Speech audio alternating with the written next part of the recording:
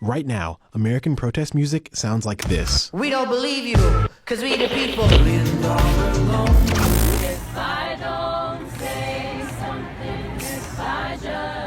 But it wasn't always this way. While today's protest music serves the same purpose as music like this, the way it reaches audiences has fundamentally reshaped the genre time and time again. Early American protest songs like Yankee Doodle and John Brown's Body were pretty simple. The melodies came from songs people already knew. John Brown's body lies moaning in the grave, but his truth still marches on. The lyrics were repetitive and easy to remember, and that made it easier for the songs to spread through the oral tradition. The rise of electrical sound recording in the 1920s changed the way music was created. It allowed artists to use complex tunes and lyrics. A famous example of that is Billie Holiday's Strange Fruit from 1939. It was a powerful take on lynchings in the South. Black bodies swinging in the southern breeze. People had a really strong response to the song. They either loved it or they hated it. It was almost completely banned on the radio, which meant that most Americans heard about it, if they heard about it at all, through word of mouth. But its omission from the radio didn't take the song out of history.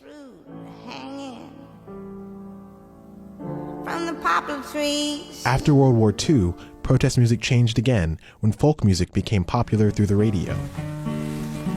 This land is your land, and this land is my land, from California to the New York Island. Woody Guthrie is probably one of the most famous folk music protest writers. One of his most famous songs is This Land Is Your Land, which he wrote as a protest song in response to this super popular song at the time called God Bless America.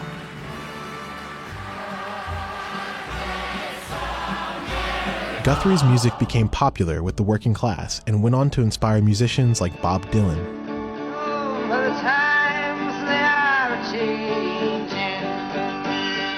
But Dylan himself edged away from the suggestion that he was a protest movement leader. I got nothing to say about these things I write. I mean, I just write them.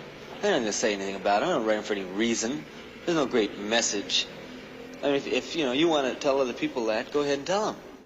People turned to Dylan's music for its unifying message despite his reluctance to be a part of any sort of movement. But there were other artists who were less coy than him. And everybody knows about Mississippi Goddamn. Nina Simone wrote Mississippi Goddamn in response to the 1963 murder of civil rights activist Medgar Evers in Mississippi, and she also sings about the bombing of the 16th Street Baptist Church in Alabama that same year. Alabama's got me so upset. The civil rights movement produced several notable pieces of protest music, but the late 1960s and early 70s also saw a lot of political unrest in the United States. So this is Marvin Gaye's 1971 hit, What's Going On? Brother, brother, brother, there's far too many of you die. It was a part of a famous wave of protest music that followed the Kent State Massacre when the National Guard opened fire and killed 4 unarmed students protesting the Vietnam War. As the war came to an end, protest songs in America refocused on issues of class. The shift coincided with the rise of VH1 and MTV in the 1980s, which gave artists a visual medium to express themselves. Hip-hop quickly gained notoriety, in part thanks to groups like Public Enemy and NWA. While hip-hop became a burgeoning space for political thought, a feminist punk rock movement also began to take shape. The Riot Grrrl movement was led by all women bands, and it was early to mid-90s when all these women came together with a focus on making their music try to forward progressive agendas, and specifically feminist ones.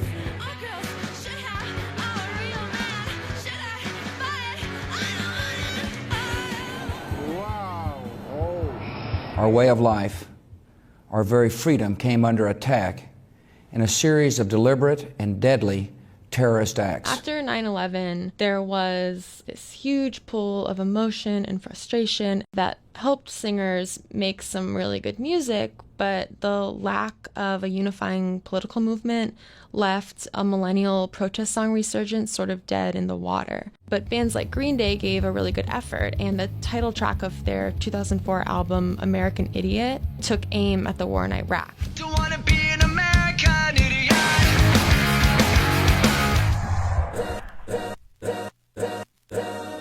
The election of Barack Obama in 2008 brought a different energy to protest music. With the first black president in the White House, musicians took up the empowerment song. I'm fucked up, homie, you fucked up, but if God got us, then we gon' be alright. Kendrick Lamar's All Right became a rallying cry for Black Lives Matter toward the end of Obama's presidency. We gon' be alright. And in this era, social media became the biggest tool for sharing music. That change is even more evident in the face of Donald Trump's presidency. A good example of that is the song Quiet by Milk.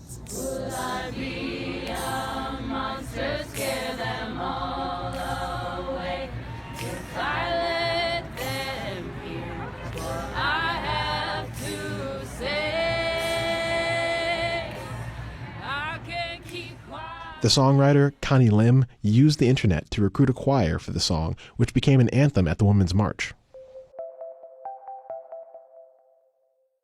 The purpose of protest music is to bring a movement together. So as long as people continue to do that and continue to leverage these new tools that we have with social media and with the internet to make these songs that gather people together, protest music will continue.